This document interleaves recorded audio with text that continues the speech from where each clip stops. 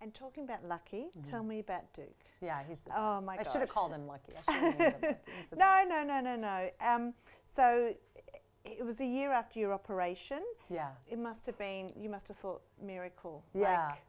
Yeah, we welcomed Duke exactly about a year after my double mastectomy, and it was just a dream come true. I mean, that day in the delivery room was like unbelievable. I mean, Bill and I were just tears of joy, and we're streaming down our faces, and he's just the best. He just turned 2.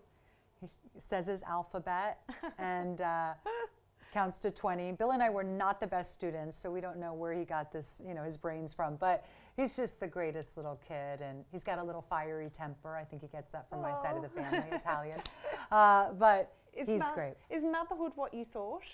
Like, motherhood's hard. It's hard, isn't it? It's a lot harder. I look around and I go, wow, these women are incredible. Women who have, one child's a lot, 2, 3, 4. I'm like, wow. I think mothers have the hardest job in the world. They're the most unappreciated. It's the most unappreciated job, because it's a job, in the world. And if women got paid for, like, as mothers got a salary for the amount of hours they work and effort they put into their job, they'd be some of the highest paid people in the world right now, because it is I think it's the hardest job. I wear a lot of hats. I've done a lot of jobs in my life. Nothing is like being a mother. I think it is the hardest but the most rewarding job. I mean, it's the best job in the world, but it's hard. I remember, again, I found going to work easier than staying at home 100%. With my kids. 100%. 100%.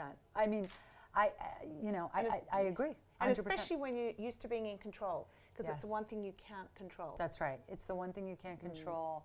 It's the one thing you want to do perfectly, but there's no right or wrong way to do it. When we go to work, there's a right and wrong way to do most things. But motherhood, you might think you know the right way. It doesn't work out the way you had planned. It can be very frustrating.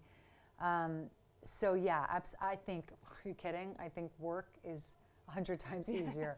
And yet, people don't appreciate women who stay at home as much as they should. I think women who are stay-at-home moms, God bless them. I think they're doing the most important job in the world. And just for a minute, going back, you have been through such hard times, you and Bill, come out beautiful. I mean, but a lot of marriages don't survive that.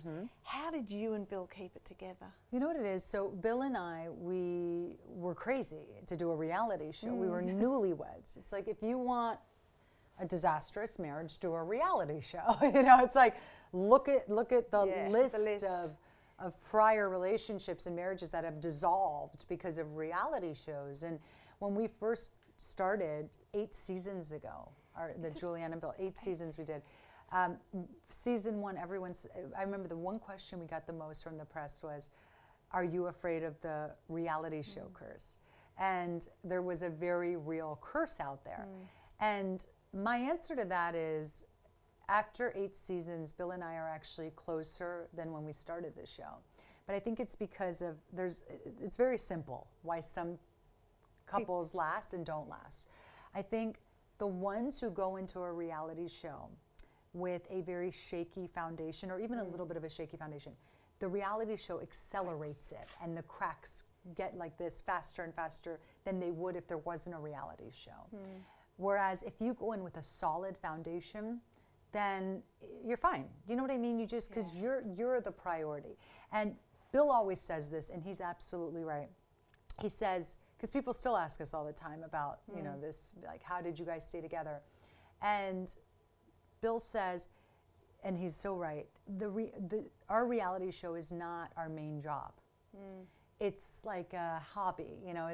There happen to be cameras that follow us doing our other jobs. If it was our main source of income, different stress. Different stress. And I think a lot of couples, the reality show is everything to them. It's the way they get endorsements. It's the way they make money. And for us, that's not the case. So we don't care if it goes away tomorrow. It's you know, so we're not going to sell ourselves to the devil. Whereas a lot of couples, because it's their primary job, create all this drama. They'll do whatever they need to do to get a rating. And then, therefore, of course, you know, the relationship suffers because the other person goes, you want to do what? Are you crazy? You know, and that's it. But you sell your soul. I've got to ask you about Joan Rivers. You did the most beautiful tribute. Thank you. And, I mean, it was, oh, God, sitting there and watching that, I mean, it just makes you tear up. It was tough, yeah. And so tell me, what was it like working with her, first of all? Yeah, Joan was, you know, when I was working with her, I would say to her, Joan, you're a legend. And she'd go, don't say that. Legends are dead. And I go, fine, you're a living legend. And I'm so honored to be here. I would tell her all the time how honored I was to just be working with her. I worked with her for 13 years. The last 4, every week I saw Joan. And it was just a privilege and an honor to work with Joan Rivers. What did you learn from her? Well, I always had a great work ethic until I met Joan. And then I had to really, you know, really up my game. So on the tribute show, George Kelly and I, at one point we're just talking, and it kind of popped in my head. I go, I never saw Joan yawn. Did you ever see Joan yawn? And I realized, wow, in all 13 years, I've never seen the woman yawn because she never, even if she was tired, she would never show it. And she never seemed tired. She was always there 110%. She was just an incredibly present person and the hardest worker. And I will always remember that. And I just know that you have to always deliver. You know, if you're gonna do something, you might as well do it 110%. It was interesting because what I took out of that show was from Kelly as well, that it appeared to me that she must have said to Kelly, be an individual, like she gave her strength to be who she was. And that I kind of picked that undertone that maybe that was something that she had conveyed to the younger generation. Joan was fearless and she wanted you to be independent and original. That's what she loved about all of us, the fact that we were our own person and we all brought something different to the table and didn't try to be like the other one. And she was an amazing woman, but I gotta say that tribute show, that 90-minute show, the producers of Fashion Police did an incredible job. They went through hours and hours and hours and hours and hours of footage and just really found these great moments, and I know Joan would be so proud.